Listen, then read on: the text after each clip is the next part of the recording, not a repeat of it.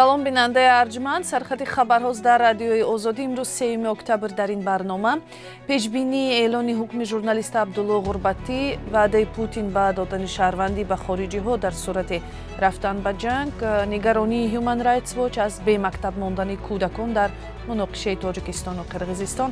Хабарҳои аз ин бештар ҳам дорем. бо идомаи муҳокимаи хабарнигори шинохта Абдуллоҳи Ғурбатӣ, даҳо ҳамгазбу ҳомиёни ҳуқуқ дар шабакаҳои иҷтимоӣ аз ҳукумати Тоҷикистон хостанд, ки ӯву Далерии Эмомалӣ, хабарнигори дигари шинохтаро раҳо кунад. ҳафтаи гузашта додистони парванда аз додгоҳи Душанбе хост, ки Абдуллоҳи Ғурбатиро ба 8 соли зиндон маҳкум кунанд. худи Абдуллоҳи Ғурбатӣ гуфтааст, ки ҳеҷ гуноҳе надорад. ҳомиёни ҳуқуқ ҳам мегӯянд, ки Абдуллоҳи Ғурбатӣ ва Далерии Эмомалӣ ва чандин хабарнигори дигари боздоштшуда барои танқиди ҳукумат паси панҷара рафтаанд.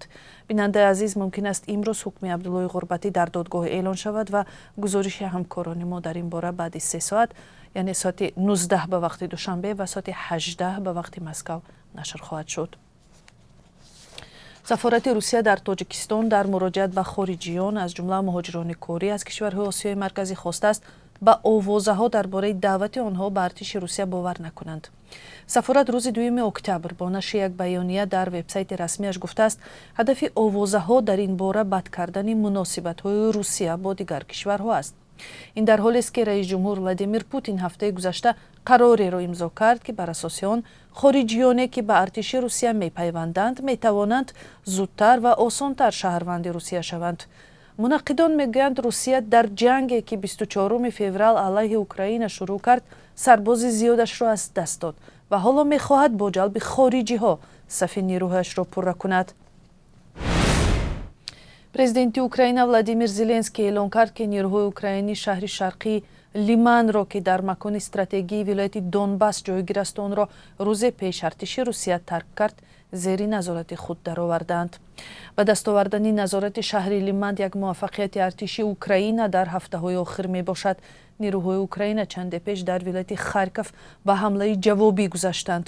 Лиман дар як чорраҳаи стратегӣ ва муҳим барои таъминоти артиш ҷойгир аст ва бовар меравад, ки артиши украинӣ шаҳрро чун пойгоҳ барои идомаи ҳамлаҳои ҷавобӣ истифода хоҳад кард. дар барномаи хабарӣ дар бораи таҳввулоти ахир дар Украина гузорише хоҳем дошт. дидбони ҳуқуқи башар, як созмони ҳомии ҳуқуқ, аз ҳукуматҳои Тоҷикистону Қирғизистон хостааст мактабу кӯдакистонҳои дар муноқишаи ахир осеб дидаро таъмиру барқарор кунад. созмони мазкур, ки дар Нью-Йорк қароргоҳ дорад, рӯзи 3 октябр бо нашри як баёния ҳамчунин хост, ки дигар нагузоранд дар ҷараёни муноқишаҳо кӯдакону таҳсили онҳо осеб бинад. дар ҷараёни низо дар манотиқи марзии Тоҷикистону Қирғизистон дар охири моҳи гузашта даҳо хонаву мактаб осеб дид ва ё комилан вайрон шуд. мақомоти Қирғизистон гуфтанд, ки ба сабаби муноқиша дар вилояти Ботканд 26 мактабу кӯдакистонро бастанд, ҳарчанд таҳсил дар баъзии онҳо аз сар гирифта шуд. дар ноҳияи Исфара дар Тоҷикистон як мактаб барои 450 хонанда комилан аз байн рафт ва муаллими 51 сола ва чанд муҳассири мактаб кушта шуданд. дидбони ҳуқуқи башар аз ҳукуматҳои Тоҷикистону Қирғизистон хостааст эъломияи мактабҳои амнро имзо кунанд, ки ҳукуматҳоро муваззаф мекунад ҳангоми муноқишаҳо мактабҳоро муҳофизат намоянд ва онҳоро ҳадаф нагиранд ва ё барои ҳадафҳои низомӣ истифода набаранд. Тоҷикистону Қирғизистон то кунун ба ин аҳдномаи байналмилалӣ напайвастаанд.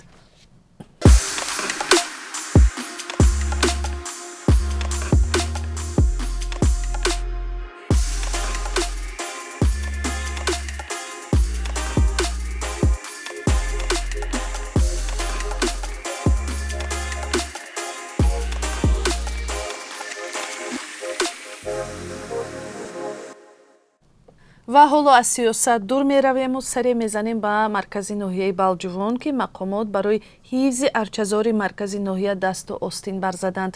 дар майдони марказии ноҳия ба гуфтаи мақомот арчаҳое шинонда шуданд, ки ба офтоби сӯзони Тоҷикистон тоб намеоранд. барои ҳамин бояд дар солҳои аввал дар ҳаққи онҳо дигаргуна ғамхорӣ кард. ба гуфтаи раҳбарони ноҳия, агар ин арчаҳоро бо матои сафед пинҳон накунанд, зери таъсири офтоби сӯзони Тоҷикистон хушк мешаванд ва тамоми заҳмати онҳо ва пули сарф кардаашон барҳадар меравад. Маҳмудҷон Раҳматзода дар Балҷувон буд ва гузориши ҷолиберо аз он ҷо овард, ки дар барномаи хабарӣ ҳамроҳ мебинем.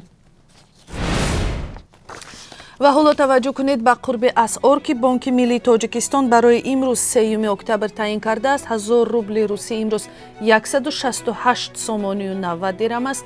қурби $1 амрикоӣ боз боло рафта 10 сомонию 22 дирам ва қурби евро поинтар аст ва 9 сомонию 99 дирамро ташкил медиҳад.